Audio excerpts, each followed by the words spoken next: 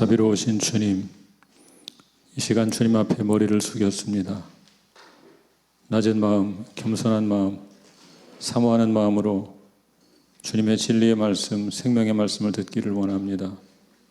그런 열린 마음으로 주의 말씀을 사모하는 영혼들에게 생명의 말씀을 그 심령 깊은 곳에 심어주시옵소서. 그 말씀에 결실을 맺을 수 있도록 또한 역사하여 주시옵소서. 예수 그리스도의 이름으로 기도하옵나이다. 아멘. 서신처럼 말씀 봉독합니다. 사도행전 1장 12절부터 26절까지. 사도행전 1장 12절부터 26절까지 한 절씩 교독하겠습니다. 제가 먼저 읽겠습니다. 제자들이 감람원이라는 산으로부터 예루살렘에 돌아오니 이 산은 예루살렘에서 가까워 안식일에 가기 알맞은 길이라.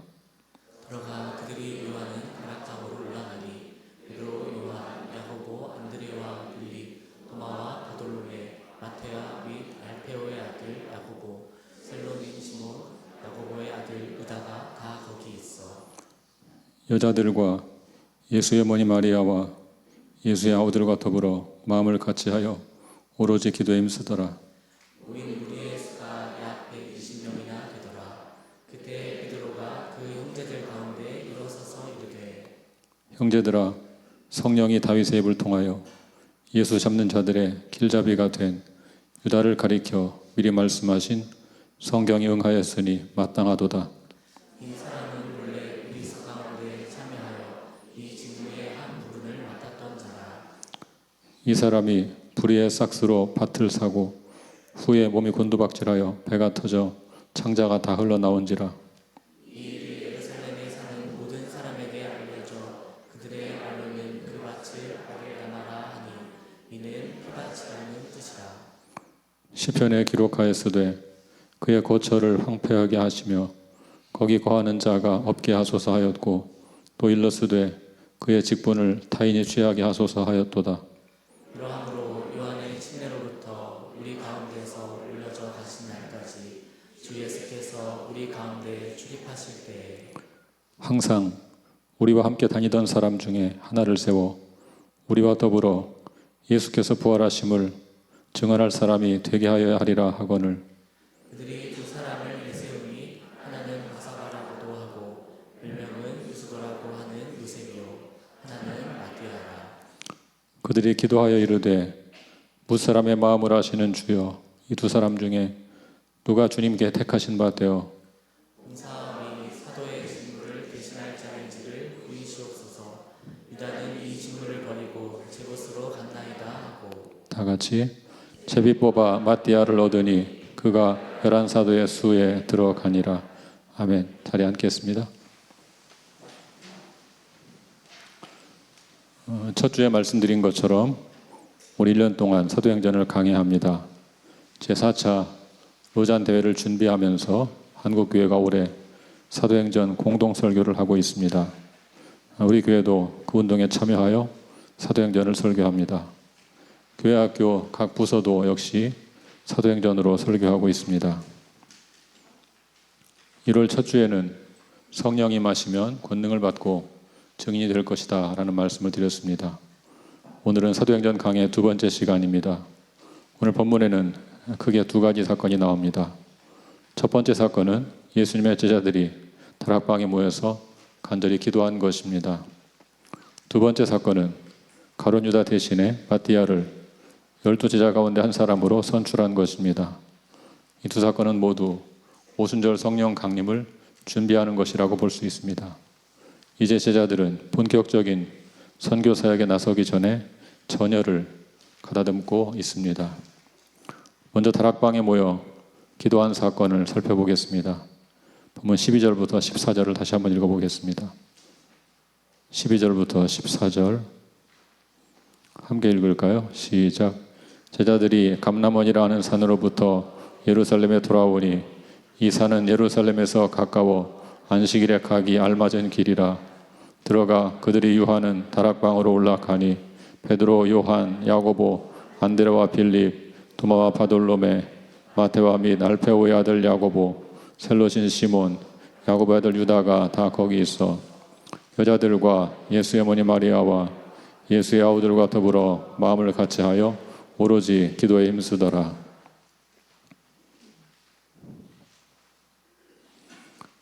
예수님의 승천을 목격한 후에 제자들은 예루살렘에 돌아와 한 다락방에 모였습니다. 그곳에는 여러 사람들이 모여 있었습니다. 모인 사람들의 면면을 보면 의미 있는 사실을 발견할 수 있습니다. 우선 12제자들이 모여 있었습니다.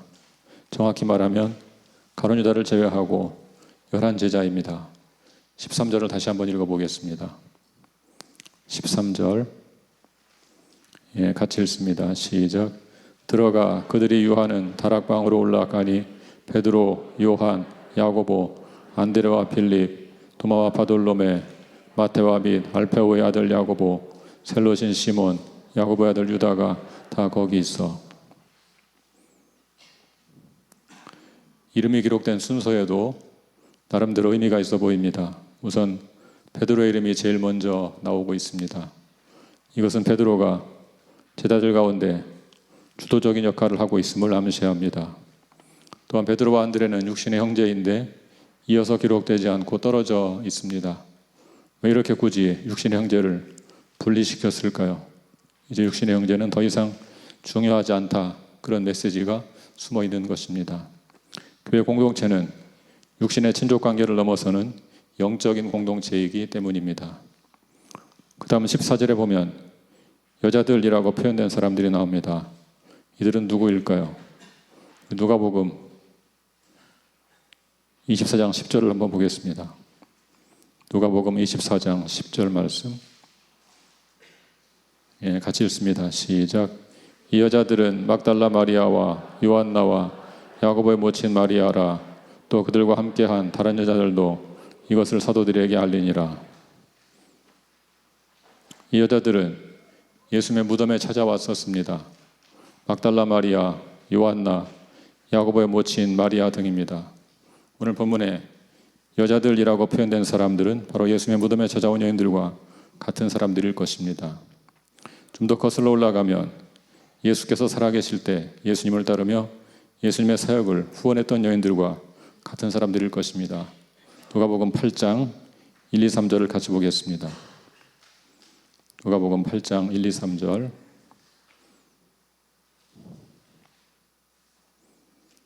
함께 읽겠습니다. 시작. 그 후에 예수께서 각 성과 마을에 두루 다니시며 하나님의 나라를 선포하시며 그 복음을 전하실새 12제자가 함께하였고 또한 악귀를 쫓아내심과 병고침을 받은 어떤 여자들 곧 7 귀신이 나간 자 막달라인이라 하는 마리아와 헤롯의 청지기 구사의 아내 요한나와 수산나와 다른 여러 여자가 함께하여 자기들의 소유로 그들을 섬기더라.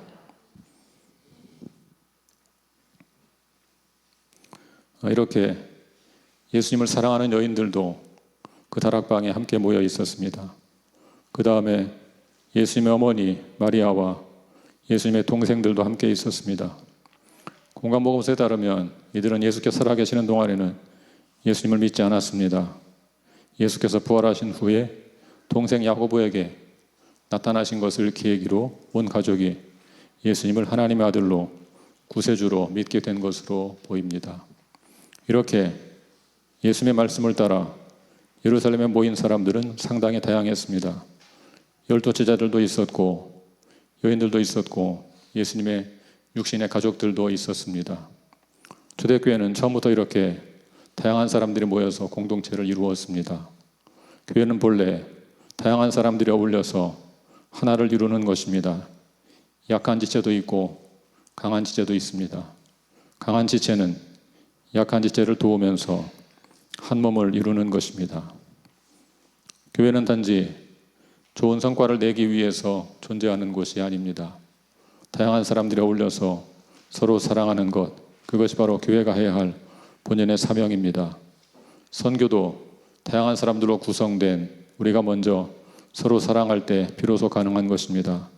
그러므로 다양한 사람들이 서로 사랑하는 공동체를 이루는 것이 중요합니다.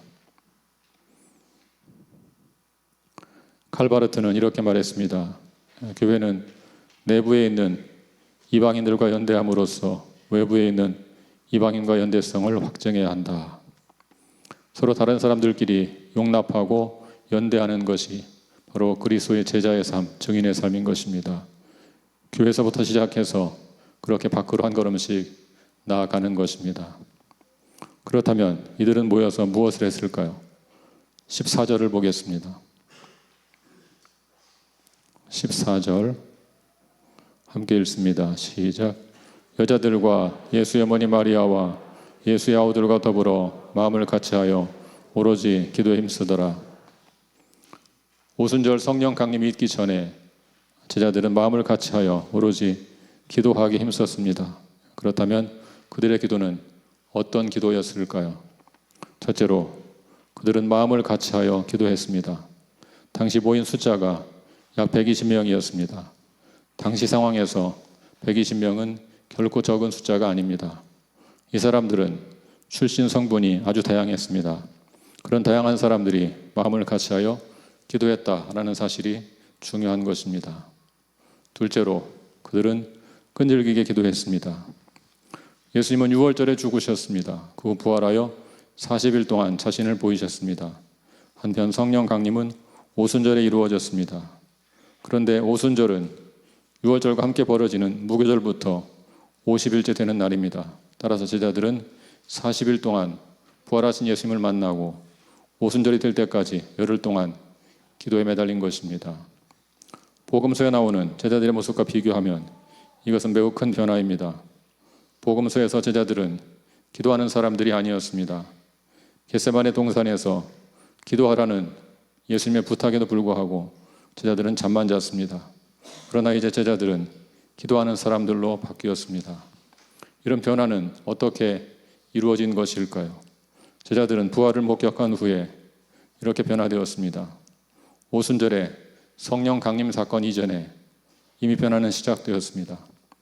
약속하신 성령을 기다리면 성령으로 침례를 베푸실 것이라는 예수님의 약속을 굳게 붙잡았을 때 이미 변화는 시작되었습니다. 여러분, 오순절의 성령 강림은 진공 상태에서 발생한 것이 아닙니다. 이렇게 하나가 되어 간절히 기도한 결과로 주어진 것입니다. 한 마음으로 기도할 때 성령 충만을 받을 수 있습니다. 한 마음으로 기도하는 곳에서 성령께서 역사하십니다. 이제 가룟 유다 대신 마띠아를 선출하는 사건을 살펴보겠습니다. 먼저 왜 사도들은 새로운 사도를 선출했는가 생각해 보겠습니다.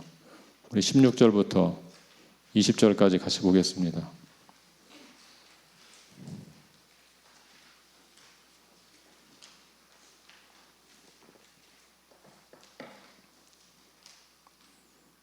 한 절씩 교독하겠습니다. 형제들아, 성령이 다윗의 입을 통하여 예수 잡는 자들의 길잡이가 된 유다를 가리켜 미리 말씀하신 성경이 응하였으니 마땅하도다.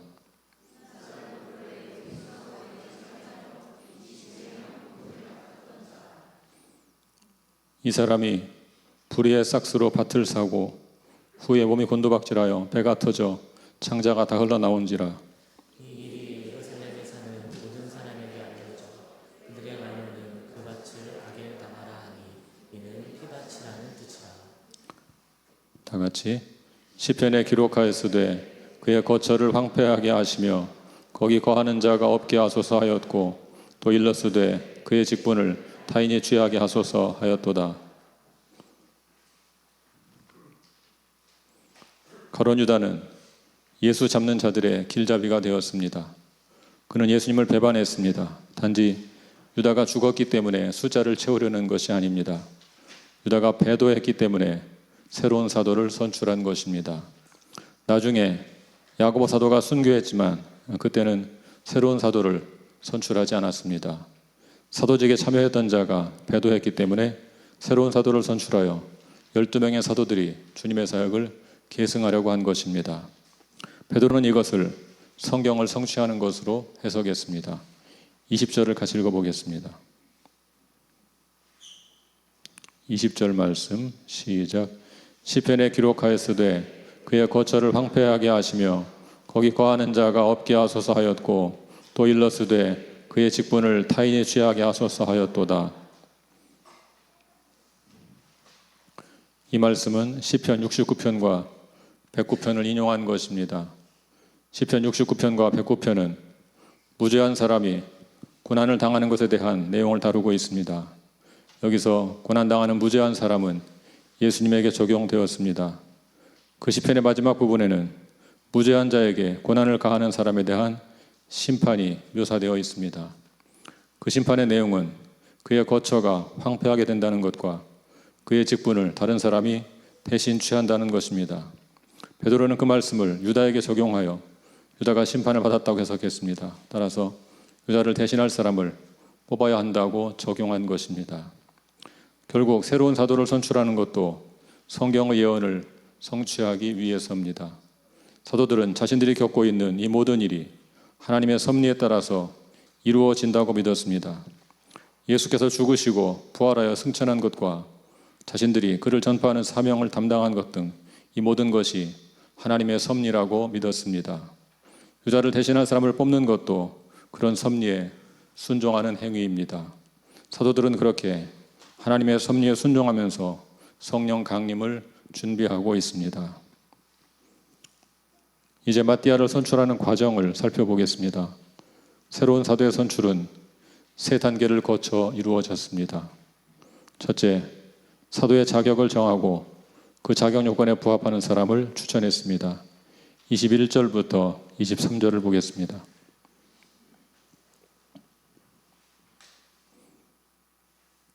다 같이 읽겠습니다. 시작.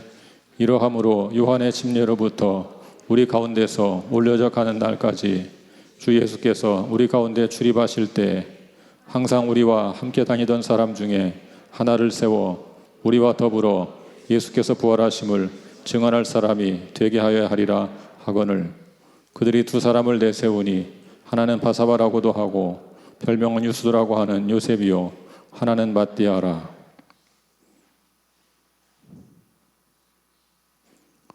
사도의 자격은 예수께서 살아계실 때 함께 다녔던 사람, 다시 말해서 예수님의 죽으심과 부활을 경험한 사람이어야 합니다. 왜냐하면 사도가 할 일은 예수님을 증언하는 역할이기 때문입니다. 증언이란 직접 목격한 자가 할 수 있습니다. 현대 교회의 자칭 사도들은 전부 가짜 사입입니다. 사도는 예수 그리스도의 목격자여야 합니다. 이 자격 기준을 따라 요셉과 마띠아를 후보로 추천했습니다. 둘째, 간절히 기도했습니다. 24, 25절을 보겠습니다.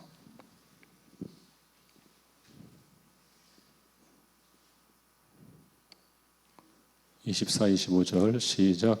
그들이 기도하여 이르되 무사람의 마음을 아시는 주여 이 두 사람 중에 누가 주님께 택하신 바 되어 봉사와 및 사도의 직무를 대신할 자인지를 보이시옵소서. 유다는 이 직무를 버리고 제 곳으로 갔나이다 하고 사도들은 하나님의 뜻을 구하기 위해서 간절히 기도했습니다. 무사람의 마음을 아시는 주님께서 누가 사도의 직무를 대신할 자인지 보여달라고 기도했습니다. 셋째, 제비를 뽑았습니다. 26절을 보겠습니다. 26절 함께 읽겠습니다. 시작. 제비 뽑아 마띠아를 얻으니 그가 11사도의 수에 들어가니라. 제비를 뽑는다는 것은 돌에 이름을 써넣어서 바구니에 넣고 그 바구니를 뒤집어서 먼저 떨어지는 것으로 결정하는 고대 투표 방식입니다. 이 방식을 오늘날 그대로 적용할 필요는 없습니다. 다만 왜 사도들이 그런 방식을 택했는지 생각해 볼 필요는 있습니다. 사도들은 인간적인 판단을 배제하기를 원했습니다. 인간적인 판단에 따르면 마띠아보다는 요셉이 적합할 것 같습니다. 왜냐하면 21절을 보면 마띠아와는 달리 요셉에 대해서는 세 가지 이름이 나오고 있습니다. 바사바, 유수도, 요셉. 좀 더 자세하게 소개한다는 것은 무슨 뜻이겠습니까? 그때 널리 알려진 유명한 사람이었다는 뜻이겠죠. 그렇지만 사도들은 그런 인간적인 생각을 배제하기를 원했습니다. 여기서 우리가 주목할 것은 사도들이 기도했다는 사실입니다. 사도들의 기도 내용을 보면 굳이 기도하지 않아도 괜찮을 것 같습니다. 한번 사도들의 기도 내용을 다시 한번 읽어보겠습니다. 24절, 25절 함께 읽겠습니다. 시작. 그들이 기도하여 이르되 무사람의 마음을 아시는 주여, 이 두 사람 중에 누가 주님께 택하신 바 되어 봉사와 및 사도의 직무를 대신할 자인지를 보이시옵소서. 유다는 이 직무를 버리고 제 곳으로 갔나이다 하고. 사도들의 기도는 결국 주님의 뜻대로 이루어 달라는 기도입니다. 이 기도를 드리고 그들은 제비를 뽑았습니다. 그렇게 본다면 굳이 기도하지 않아도 괜찮을 것 같습니다. 어차피 하나님의 뜻대로 선출되지 않겠습니까? 그런데 이 기도를 여러 차례 읽어보면 사도들의 간절한 마음이 느껴집니다. 무사람의 마음을 아시는 주여, 이 두 사람 중에 누가 주님께 택하신 바 되어 봉사와 및 사도의 직무를 대신할 자인지를 보이시옵소서. 그리고 마지막 이렇게 덧붙입니다. 유다는 이 직무를 버리고 제 곳으로 갔나이다. 담백하게 기록하고 있지만 유다의 패도를 가슴 아파하면서 하나님의 뜻대로 새로운 사도가 선출되기를 간절히 기도하고 있습니다. 여기에서 우리는 하나님의 섭리와 기도의 관계를 생각해 볼 필요가 있습니다. 하나님은 당신의 섭리에 따라 역사를 이루십니다. 그렇다면 왜 우리는 기도해야 합니까? 우리 하나님께서 우리의 기도를 통하여 당신의 역사를 이루시기 때문입니다. 그러므로 하나님의 역사를 경험하려면 우리는 기도해야 합니다. 기도로 동역해야 합니다. 그것이 하나님께서 기뻐하시는 뜻입니다. 에스겔 36장 36, 37절을 같이 읽어보겠습니다.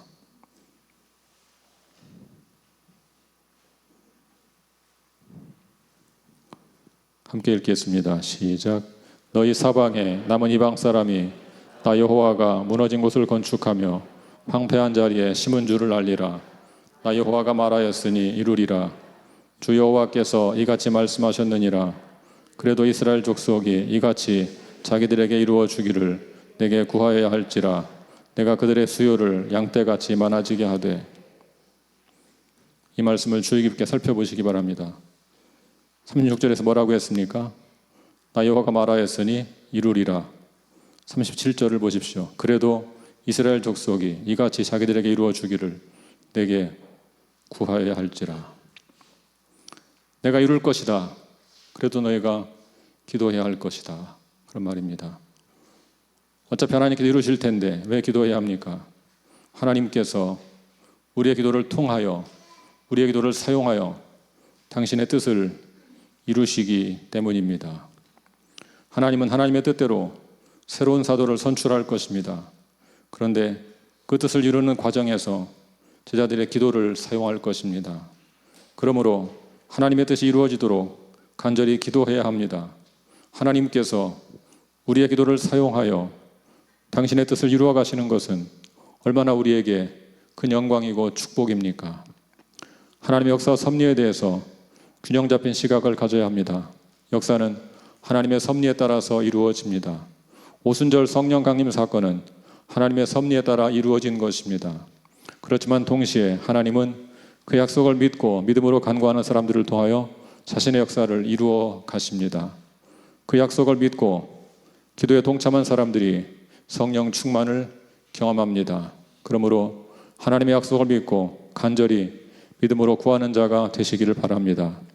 하나님의 역사에 동참하기를 원한다면 한 마음이 되어서 간절히 기도하십시오. 성령 충만을 경험하기 원한다면 한 마음이 되어서 간절히 기도하십시오. 신실하신 하나님께서 우리의 기도에 응답하실 것입니다. 사랑하는 성도 여러분, 성령 충만을 사모하십니까? 그렇다면 하나님의 약속을 붙잡고 간절히 기도하십시오. 성령으로 충만하게 해달라고 간절한 마음으로 기도하십시오. 서로 사랑으로 하나 되어 한 마음으로 간절히 기도하십시오.